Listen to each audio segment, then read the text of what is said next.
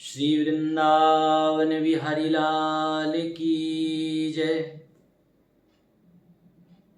संगम त्यजेत मिथुन व्रतिनां मुमुक्षुः सर्वात्मना न विसृजेत बहिरिंद्रियाणि एकश्चरण रहस्य चित्तमनंत ईशे युंजीत तद्व्रतिषु साधुषु चेत प्रसंगः। आज एक महत्वपूर्ण चर्चा है।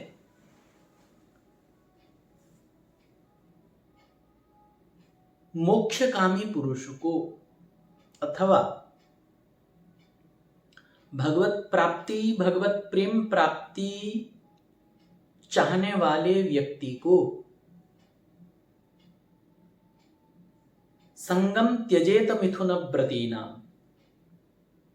भोगी पुरुषों का संग, जिनका मन संसार के विषयों में आसक्त है, ऐसे पुरुषों का संग को त्याग कर देना चाहिए।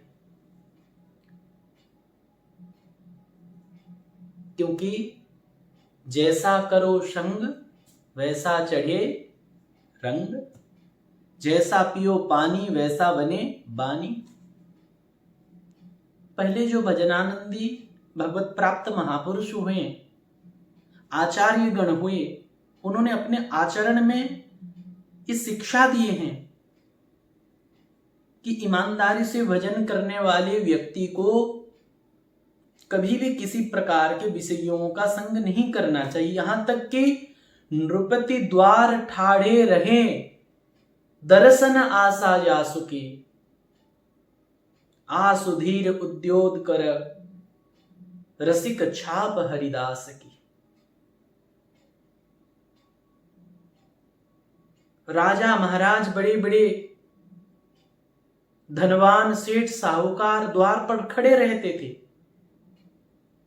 जिनकी दर्शन की आशा के लिए। लेकिन धन्य है वो महानुभव जिनका तनिक भी ध्यान नहीं संसार और संसारियों के प्रति, सर्वदा इन लोगों से दूर रहें, अपने आचरण में ये करके दिखाए। श्री कुमनदास जी महाराज को बादशाह अकबर ने बुलाया, बहुत आदर सम्मान किया, और जब कुछ सुनाने के लिए आग्रह किया तब कुमनदास जी ने बादशाह अकबर की कोई प्रशंसा नहीं की। कुमनदास जी कहते हैं, भगत को काहसी केरी सो काम, आवत जावत पनिहा टूटे,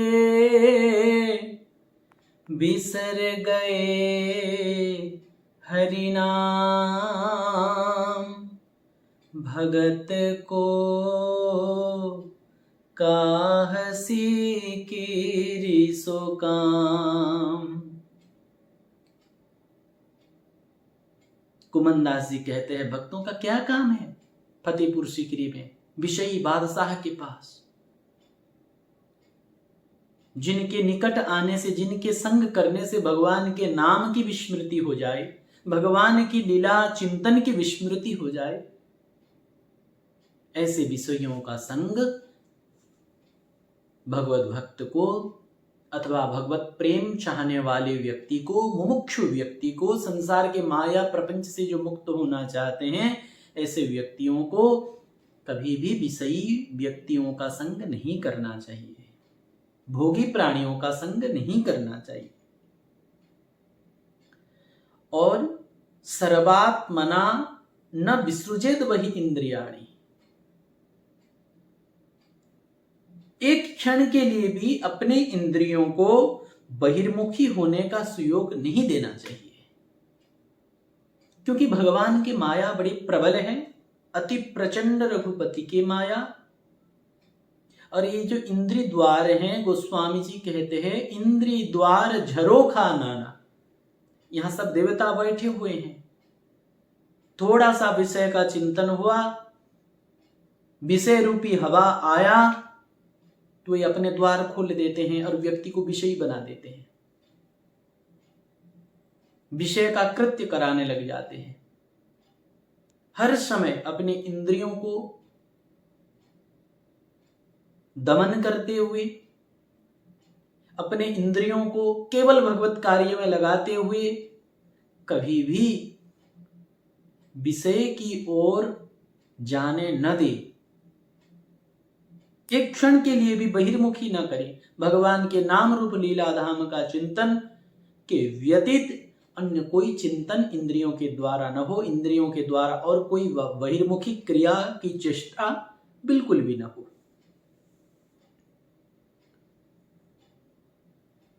और कैसे रहना चाहिए? एकश्चरन्, मोक्षकामी मनुष्य को अथवा भगवत प्राप्ति करना जो चाहते हैं ऐसे मनुष्य को एकांतवास करना चाहिए। अकेले रहना चाहिए, अधिक से अधिक जितना हो सके एकांतवास बहुत जरूरी है।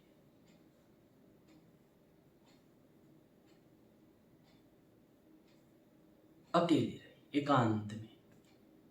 लेकिन होता क्या है, अकेले में भी बैठे बैठे दुनिया भर के संसार के विषयों का चिंतन होने लग जाता है। इसीलिए एकांत तो रहना जरूर चाहिए और एकांत रहते हुए अपने चित्त को सर्वशक्तिमान भगवान में ही संलग्न रखना चाहिए। वर्तमान समय में जो यंत्र है, मोबाइल आदि, टेलीविजन आदि, अगर हम अकेले कमरे में रहे, अकेले घर में रहें, लेकिन अगर उसी का ही चिंतन करें तो फिर एकांत का क्या फायदा? अकेले रहते हुए भी सारे प्रपंच किया जा सकता है, प्रपंचों का चिंतन किया जा सकता है, प्रपंचों का दर्शन, श्रवण, मनन आदि हो सकता है। इसीलिए मोक्षकामी पुरुष को, संसार के माया प्रपंच से जो मुक्त होना चाहता है, ऐसे व्यक्ति को एकांत रहना चाहिए और एकांत रहते हुए अपने चित्त को सर्वशक्तिमान भगवान में संलग्न रखना चाहिए। अर्थात सदैव अपने ठाकुर के, सदैव अपने प्रिया प्रीतम के चिंतन में, उनके याद में संलग्न रहना चाहिए। तैल धारावत निर्विच्छिन्न अखंड भगवत स्मरण जरूर रहनी चाहिए, होनी चाहिए। एकश्चरन् रहस्य चित्त मनंत ईसी, एकांत में रहते हुए अनंत भगवान श्री हरि के चरणों में अपने मन को लगाए हुए, अपने चित्त को लगाए हुए रहनी चाहिए। और अगर संग करने की आवश्यकता पड़े, एकांत में रहा नहीं जाता या संग करने की जरूरत लग रही है कि हमें एकांत नहीं संग की जरूरत है, तब फिर हम संसार के और लोगों के साथ संग न करें। जिनका मन शरीर संसार में लगा हुआ है, जिनका मन संसार के विषयों में लगा हुआ है, उनका संग कदापि न करें। तो फिर किसका संग करें?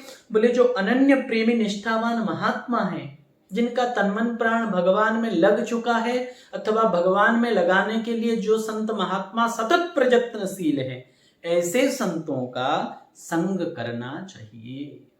प्रथम भगति संतन कर संगा, दूसरी रति मम कथा प्रसंगा। निरत निरंतर सज्जन धर्म, सदैव सज्जनों का संग करना चाहिए। जीवन में अगर हमें ऐसे कोई अनुरागी, प्रेमी, वैष्णव, संसार की माया मोह से मुक्त, ऊपर उठे हुए कोई महापुरुष का संग मिल जाए तो समझ लेना चाहिए कि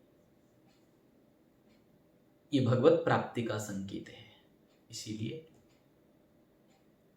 खूब सत्संग करनी चाहिए, कुसंग का त्याग करनी चाहिए और अपने चित्त को भगवान के चरणों में लगा देनी चाहिए।